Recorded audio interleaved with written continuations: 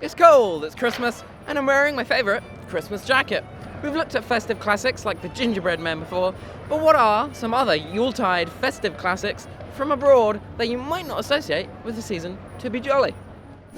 There's no turkey, goose, stuffing, or cranberry sauce here.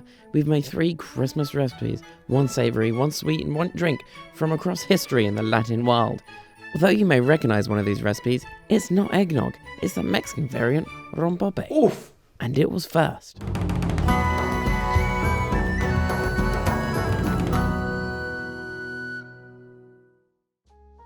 Eggnog today is more popular in North America than it is in the UK, where its earliest versions were created.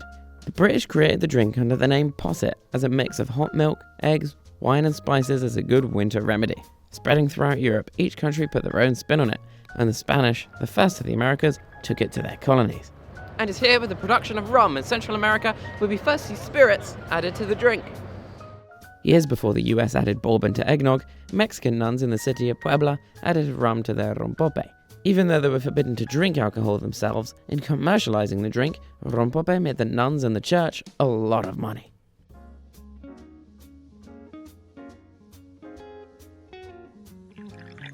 Add 2.5 cups of whole milk, half a cup of caster sugar, and a small cinnamon stick. Mix it all about on low heat to avoid curdling the milk and stir regularly. When it starts to bubble, take it off the heat and remove the cinnamon stick. In a bowl, whisk 5 egg yolks until light and fluffy. Add in the hot milk and whisk quickly until nicely incorporated. Pour the mixture back into the saucepan on simmer. Continue to stir on this low heat for 5 minutes, making sure not to boil. Add a tablespoon of vanilla extract and half a cup of white rum.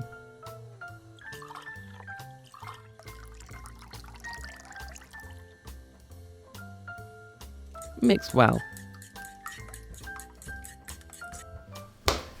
Alright, so we've got a Christmas drink in the fridge cooling for about 8 hours or overnight. But obviously, you can't have a Christmas dinner without your main. And for our main, we're going to travel to Portugal to make some Bellinos. I forgot what they're called. Some Bellinos. The name of that recipe is Bellinos de Bacalao, so-called croquettes. The link between the 3 countries we're covering today is Catholicism, and one of its main tenets on holy days like Christmas was the avoidance of meat. You can see evidence of this everywhere. It's the same reason Friday night is fish night. And in Portugal, Christmas means fish. More importantly, bacalhau. Portugal is the country in Europe which consumes the most amount of fish. And a popular way to serve it at Christmas, with origins in the north of Portugal, is mashed with potato, seasoned and deep fried. And this is our main meal this Christmas, Bellinos de Bacalao. We're using a recipe from 1839 written by Carlos Bandera de Melo. Right, so you can't make Bellino de Bacalhau without bacalhau. We've got our saltfish here and it's been nice and shredded, so it'll be easy to make into the balls that we need. The way you want to cook it is you boil it for about 6 minutes. But before you do that, you want to rinse it in warm water to get rid of some of the excess salt, and you do that afterwards as well. We're going to mix it with some potato, and Portuguese tradition dictates that you need to do about half potato to the amount of fish that you have. And I'm going to mash the potato and add it to the fish. Alright, our potato is nicely mashed. Best way to do this is just to use your hands. There's the potato. And we want a bit of pepper in there. Yep. Doesn't need any more salt. And the most important herb for this dish is parsley. Use fresh parsley or some dried parsley is fine. And it really gives it a nice colour and an earthy taste. And we have 2 egg yolks and 1 egg white, and that is going in the mix. 2 egg yolks is going to make it stick together a little better. And that egg yolk is going to make it nice and rich, easy to make into some balls.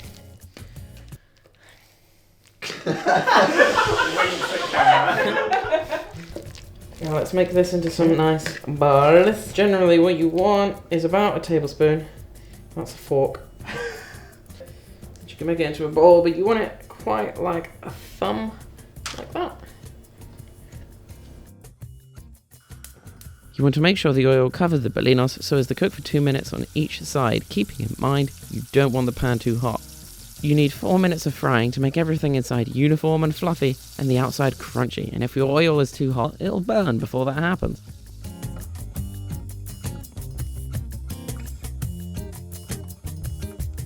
Oof, I cannot wait to get into this. Our Bellinos de bacalao, nicely cooked, with a fresh lemon to squeeze over on top.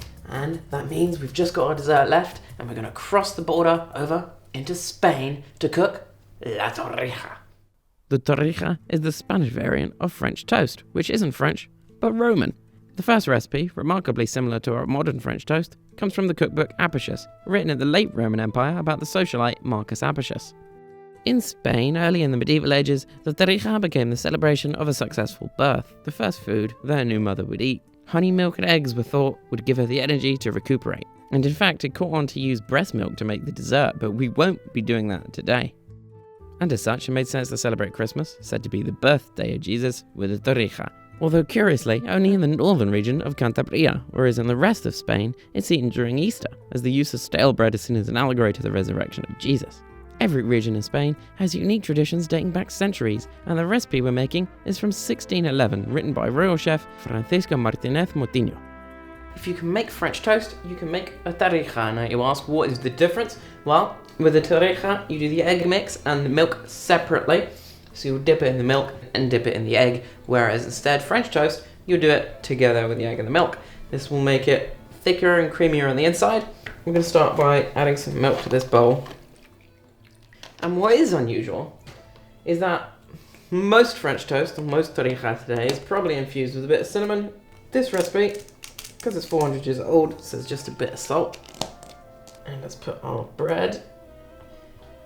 We are going to use 1.5 eggs for this. The golden ratio for this is sort of like 1 torrija to 1.5 egg. But because this torrija is really dinky, these ones are really dinky, so we're going to be doing 1.5 egg. So you want to leave it in there like a sponge, that's what it says in the recipe. Really make it nice and thick and creamy. And that one's dipped. I'm using round pieces of the baguette. It needs to be round and slightly thick, stale of course, so it's hard, and it will give you the nice texture that you want for a French toast. Alright, now it's all nice and creamy. We're going to crack an egg in here. Beat the egg. Bloop, bloop, bloop. And now we're dipping.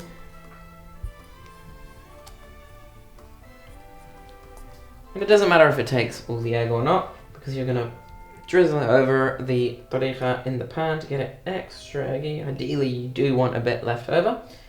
And they are ready to fry. Fry in good oil for about 2 minutes on either side, at the same time adding more egg on top with a teaspoon. Serve with honey and a sprinkling of sugar on top.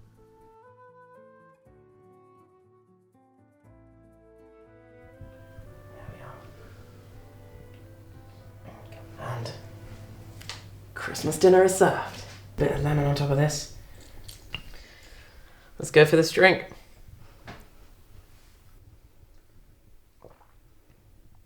Oof! That tastes incredible. It's really strong, and that is what it's known for. It's known for its potency. It is like an alcoholic custard. You know, in a lot of the Latin America and Spain, it's known the custard is you just eat it by the spoon, not like in the UK or in America where you have to have custard with an apple pie or something like that. He loves it, dog. Oh, it's really good. I mean, could have a lot of that. You would be on the floor by the end of the night. Boxing Day would be a hell of a hangover. Right, let's try this main. Let's see how it is. Oh, it's really good. Especially with the lemon on top.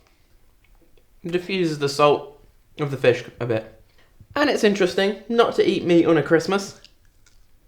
Eat some fish, and you know what? It feels really Christmassy. What's more Christmassy than something deep fried and warming? When you've got loads of different plates around the table, that's when it will work. Just make sure it's not your main. And now for our torrija. We've got honey and we've got sugar on top. We can also put cherries. That's what the original recipe says. I'm just gonna dip straight in there. That's some good French toast. Compared to a modern recipe, which does have vanilla essence and cinnamon and things like that in it. It lacks a bit of spice and luster. It's quite custardy, in fact. Just like this. You've got a great juxtaposition of the two textures in there, which makes it a really nice torrija. Honestly, kind of surprised reading that you had to keep dolloping the eggs on top while you're cooking it.